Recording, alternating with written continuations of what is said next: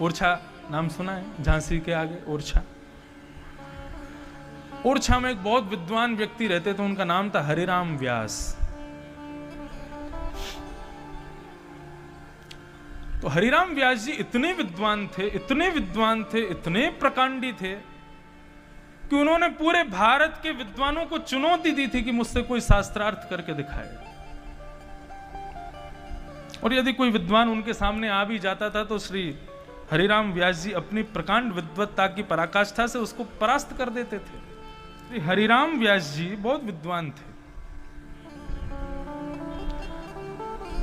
उन्होंने भारत के समस्त विद्वानों को चुनौती तो दी थी, वो तो बात अलग है, लेकिन अब वो क्या करते थे कि बड़े बड़े विद्वानों के गढ़ पर जाते थे और वहां बैठ कर के उन विद्वानों को हराते थे। ये उनका नित्य कर्म बन गया था। सब जगह के विद्वानों को परास्त किया, केवल एक स्थान बचा था, काशी, बनारस। हरिराम व्यास जी अपनी पूरी बैलगाड़ी में ग्रंथ भर के चलते थे उनके साथ।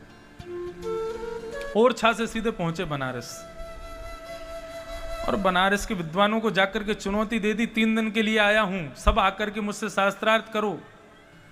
यदि किसी ने हरा दिया तो आज के बाद मौन धारण कर लूंगा, बोलूंगा नहीं मैं।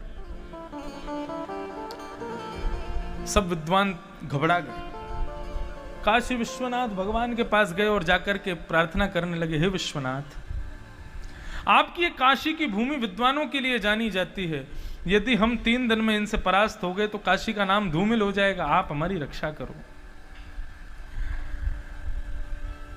तब काशी विश्वनाथ भगवान एक दीनहीन से ब्राह्मण का रूप धारण करके, भगवान शिव एक ब्राह्मण का रूप धारण करके और हरिराम व्यास जी के पास गए। हरिराम व्यास जी के सेवक को कहा कि महाराज मैं एक काशी का ब्राह्मण हूं, मिलने आया हूं। अंदर जाकर के कहा, महाराज कोई विद्वान आया है आपसे शास्त्रार्थ करने। बोले बुलाओ। शंकर जी को भीतर ले गए, जाकर के बिठाया तो शंकर जी उनको प्रणाम करने लगे। कहिए किस विषय पर शास्त्रार्थ करेंगे आप मेरे साथ? हरिराम व्यास जी के इस बात को सुनकर के शंकर जी बोले, महाराज मैं शास्त्र नहीं जानता, मैं अर्थ नहीं कर पाऊंगा। आप इतने बड़े विद्वान हैं, मैं तो अपने प्रश्न का समाधान पूछने आया हूं। मेरा प्रश्न है, उसका समाधान कीजिए। हरिराम व्यास जी बोले, क्या प्रश्न है? बोले, विवेक किसे कहते हैं? विवेक का तात्पर्य क्या है?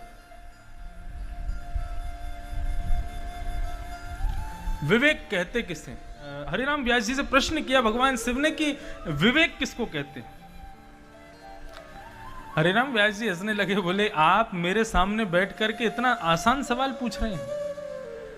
बोले आपके लिए आसान है, मैं तो अनपढ़ गंवार हूं, मुझे नहीं पता, मुझे बता दीजिए ना, विवेक कहते किसको? हरिराम व्यास जी बोले कि देखो विवेक कहते हैं असद, सद और असद का ज्ञान हो जाना।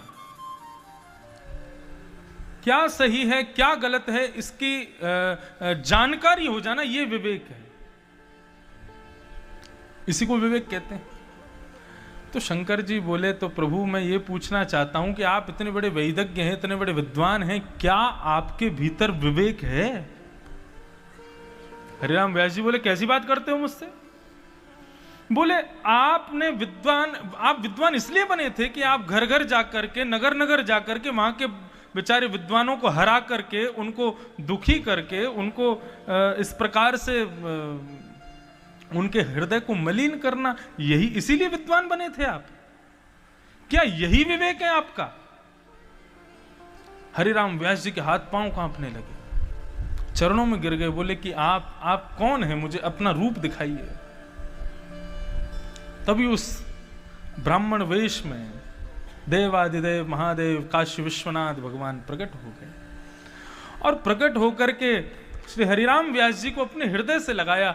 बोले विद्वान बने हो, ब्राह्मणों को हराने के लिए विद्वान नहीं बने हो, अपनी इस विद्वत्ता से वृंदावन के प्रिया प्रियतम श्यामा श्याम के सुंदर सुंदर भावों को प्रस्तुत करने के लिए तुम विद्वान बने हो। अरे हरिराम व्यास, तुम कोई साधारण व्यक्ति नहीं हो, अपने पूर्व जन्म की तुम भगवान की विशाखा सखी हो। जाओ वृंदावन चले जाओ। उसी समय हरिराम व्यास जी वृंदावन आ गए और घर के लोग उनके खोजने आ गए कि कहाँ है हरिराम व्यास जी। तो अपने मुंह पर काजल पोत करके घूमते थे कि मुझे कोई पहचान नहीं ले। उनसे कोई कहता था कि तुमको परिवार की याद नहीं आती, तो वृंदावन के वृक्षों को हृदय से लगा के बोलते, वृंदावन के रूख हमारे मात पिता गुरु बंधु। मेरे माता पिता गुरु भाई बहन ये सब वृंदावन के वृक्ष वल्लरियां हैं। ऐसे श्री हरिराम व्यास जी